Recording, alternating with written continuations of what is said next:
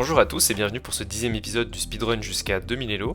Alors c'est le 10e épisode et je me suis dit je vais faire un truc un petit peu spécial et pourquoi pas commenter une partie après l'avoir joué pour pouvoir prendre un peu de recul. Bon, la vraie raison c'est que j'ai enregistré l'épisode en direct et que j'ai eu un petit souci logiciel et que la partie n'a pas pu être diffusée, mais c'est pas grave, on va la passer en revue parce que j'ai vraiment envie de vous partager toutes les parties jusqu'à potentiellement, on l'espère, on croise les doigts 2000 Elo.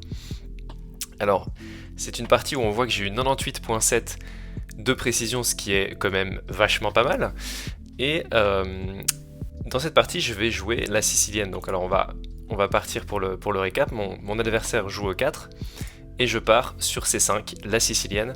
Alors je suis vraiment pas un professionnel des siciliennes, j'aime beaucoup l'ouverture et donc je me suis dit voilà, ce speedrun peut être l'occasion aussi pour moi de tester une nouvelle ouverture. Et voici chose faite. Mon adversaire répond par F4.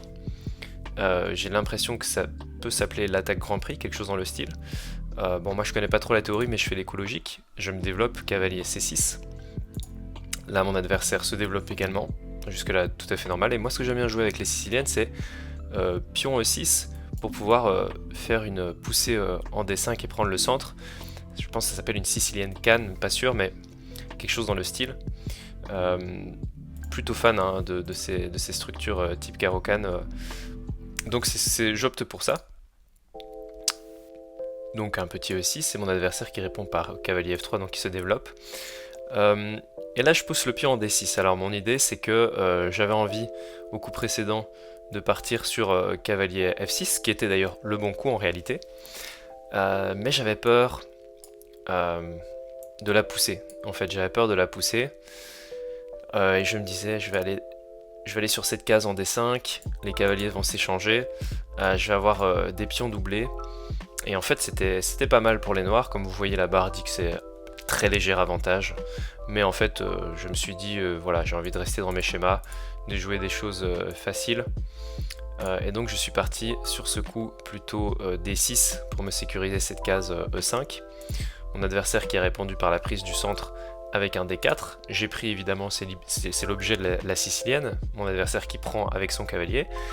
Et là je me suis dit bon, on va continuer à se développer, ce fou ici il est pas terrible dans ces structures de type française, carreau-canne, etc. Donc on va tout de suite résoudre le problème, on va le mettre en D7. L'ordinateur qui dit que c'est pas le bon coup parce qu'il fallait tout de suite sortir son cavalier. Néanmoins mon adversaire fait une petite erreur je pense là. Et vient me prendre ce cavalier, ce qui va me permettre de mettre mon fou sur une superbe diagonale et contrôler toutes les cases blanches de l'échiquier.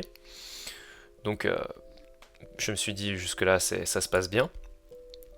Et là mon adversaire qui va faire quelque chose d'assez étrange, c'est qu'il va placer sa dame au centre tout de suite. Alors c'est jamais forcément conseillé, on dit que la dame au centre est quand même vachement bien placée, sauf si elle peut se faire chasser. Et moi j'avais l'intuition que j'allais pouvoir la chasser un petit peu dans la suite de la partie. Intuition qui va s'avérer être exacte, mais je comprends l'idée de mon adversaire. Il veut se mettre sur une belle diagonale, il veut m'empêcher de jouer des G6 pour développer mon fou en fianchetto. Donc, ma foi, pourquoi pas. Mais là, je me suis dit, tiens, est-ce que je pourrais pas sortir le cavalier et ne pas craindre les E5. Donc je me dis, pourquoi pas le faire? Parce qu'en fait, sur E5, j'avais vu qu'après prise, sa dame allait être esselée, et en vis-à-vis face à ma dame à moi, qu'il allait devoir échanger, me faire gagner un temps avec la tour, et pouvoir reprendre ensuite, et puis j'allais pouvoir mettre mon cavalier ici sur la belle case D5, lui proposer l'échange des cavaliers. Je me disais, en fait voilà, je gagne un petit peu de temps, donc ça m'arrange. Donc raison pour laquelle je développe mon cavalier, et en fait mon adversaire il va se dire, bah c'est parti, on attaque le cavalier. Sauf que là, on voit que l'ordinateur s'affole un peu, c'est une erreur. Et je m'empresse de croquer le pion ici en E5.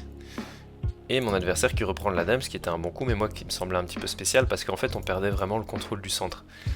Là ici mon adversaire, il a plus de pions centraux, moi j'en ai un quand même. Il y a peut-être une petite menace de F5 à un moment donné, pour jouer sur le clouage.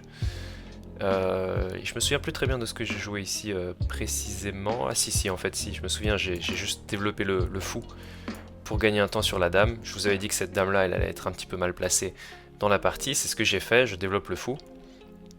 La dame qui est obligée de bouger. Et moi je me dis bon bah j'ai pas mal d'avance de développement, on va continuer, on va rocker. Et là je pense que l'erreur de mon adversaire, ça a été de ne pas rocker assez rapidement. Et là on va voir que je vais trouver le bon coup de la position. Vous pouvez aussi chercher de votre côté pour voir un petit peu c'est quoi le coup que vous avez envie de jouer. On voit ici que mon fou est quand même bien placé sur la diagonale.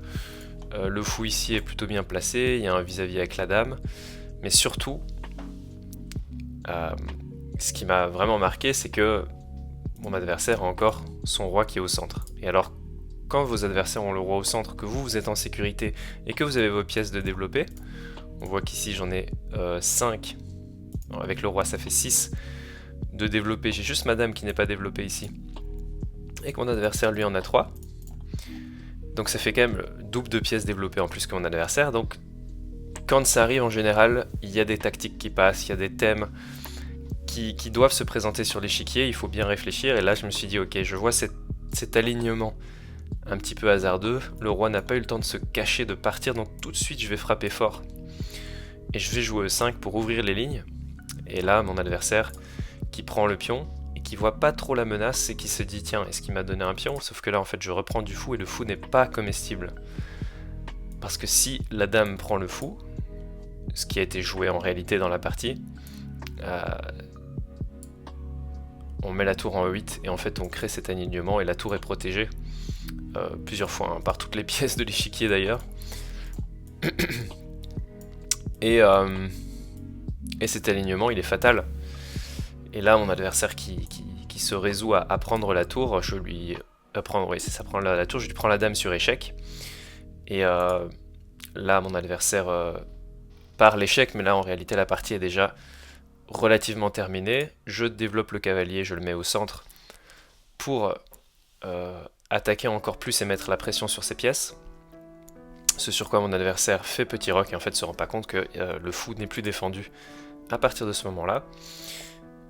Et ensuite la partie c'est une question de technique comme j'aime bien dire. Le roi se cache. Je mets la tour ici sur la colonne parce qu'on voit qu'il y a quand même encore un clouage si le fou bouge. C'est échec et mat, bien évidemment le mat du couloir que vous connaissez tous. Mais mon adversaire n'a pas joué ça bien sûr. Mais il a joué un autre coup qui était pas terrible. Parce qu'en fait il y avait une deuxième menace qui était cachée, c'était le mat ici en G2, ce sur quoi je délivre l'échec et mat. Et donc ça nous a donné, ma foi, une excellente partie. Je me suis dit pour la 10e partie on va tester une nouvelle ouverture. J'aime bien tester comme ça des nouvelles petites ouvertures. Moi c'est plutôt la carocane mon répertoire, mais j'aime bien aussi, comme on voit le score de précision était plutôt intéressant. Et donc voilà, j'espère que cette partie vous aura plu. Je pense qu'on aura l'occasion de tester d'autres ouvertures dans le futur. Je vous remercie d'avoir regardé et je vous dis à très bientôt pour une nouvelle vidéo. Portez-vous bien. Salut tout le monde, ciao.